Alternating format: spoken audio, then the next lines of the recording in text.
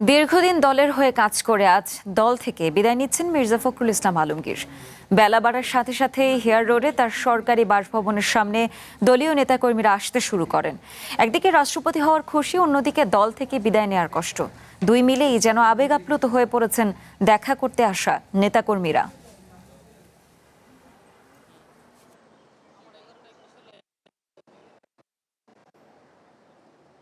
দলের জন্যই তার কিন্তু অনেক ত্যাগ, এটা আসলে বলে শেষ করা যাবে না।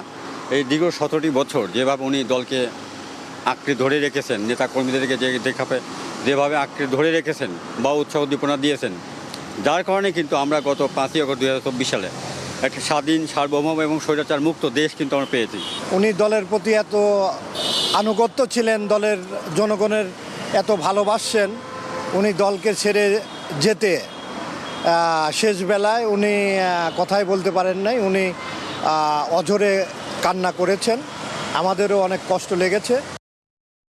নগদ নিয়ে এলো হার না মানা হার অফার। সর্বনিম্ন 10,000 টাকা রেমিটেন্স নগদে পাঠালে থাকছে স্বর্ণের হার জেতার সুযোগ।